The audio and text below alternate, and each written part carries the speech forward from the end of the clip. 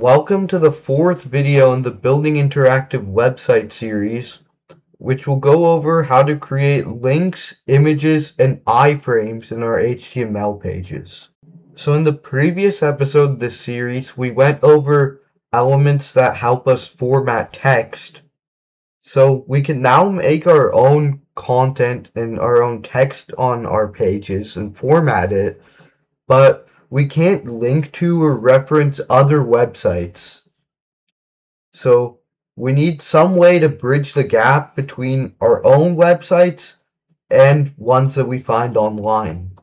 The first element that we can use to achieve this is called the A element, which stands for anchor, and it's used for creating hyperlinks on pages that link to different websites by clicking on them.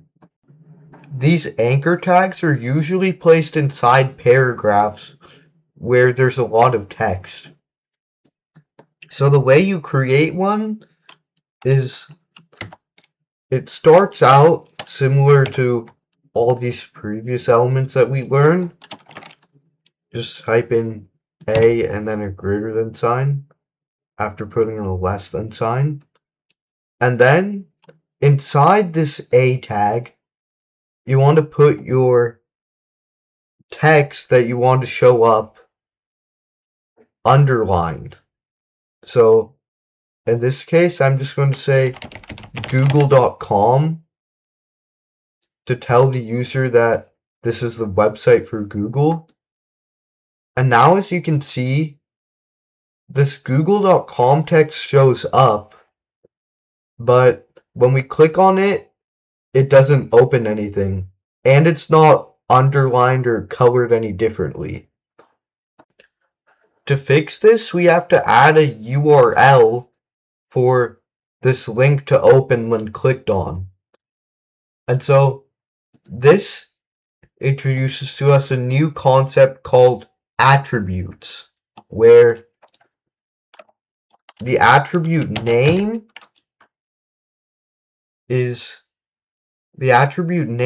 comes after the element name and then a space and then an equal sign and then a value for that attribute in quotes. In this case, the name of the attribute for providing the URL of the link is called href, and then we have to put an equal sign and then add quotes. It can be double quotes or single quotes, but quotes just have to be present after this equal sign to prevent any errors. And then inside these quotes, you put the URL that you want to link to. So in this case, I'm just going to type http://2 and then google.com to link to the website for Google. And then if we were to click on it, then it would open google.com. There's still more that we can do with this link. If we were to add a second attribute named target, then it could take a number of different values. The default value of the target attribute, which is when this target attribute isn't given at all, is just _self, meaning it just opens normally in this window here. However, it can take on other values too, such as _blank, which makes it so that when the link is clicked, it opens in a new tab instead. _parent means that when you click on the link, it opens it in the window just outside this frame here. And _top means that when you click on the link, it'll completely replace this entire browser tab here. Next, let's learn how to add images. In order to create an image, we start with the same way as before, less than sign, but this time, img is the name of the image element. And when we finish off the tag, you might notice that it doesn't automatically create a closing tag. And that's because images don't need a closing tag, because no text is contained inside of it, and all of its information is contained within its attributes. Its attributes are firstly src, which holds the URL of the image. For images, it's not href, which holds the URL, it's src instead, which stands for source. And to test this image, I've copied a URL of an image from unsplash.com, so I'm going to paste it here. And now you can see this image has appeared in our page.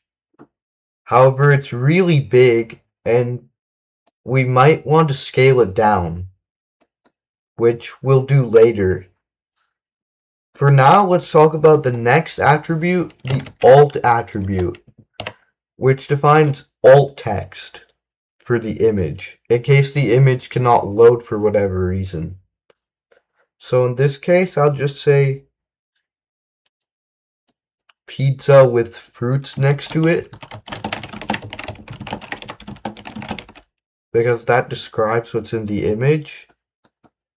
And so if we make this URL faulty, then you'll see this alt text shows up.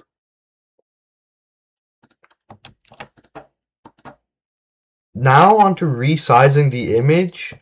We can use the width and height properties to resize it. If we want to just change the width, we can set the width to a fixed number like 500 to define how many pixels wide it should be. And then we can modify it further with height, which defines how high in pixels the image should be. If you use width and height together, then you might get situations like this where the image is stretched or squished a little bit, so you might want to only use one if you want to resize the image. Finally, today we'll go over the iframe element, which is an inline frame to embed web pages inside our own web pages. In order to make an iframe for ourselves, we use the iframe tag, which does have an ending tag.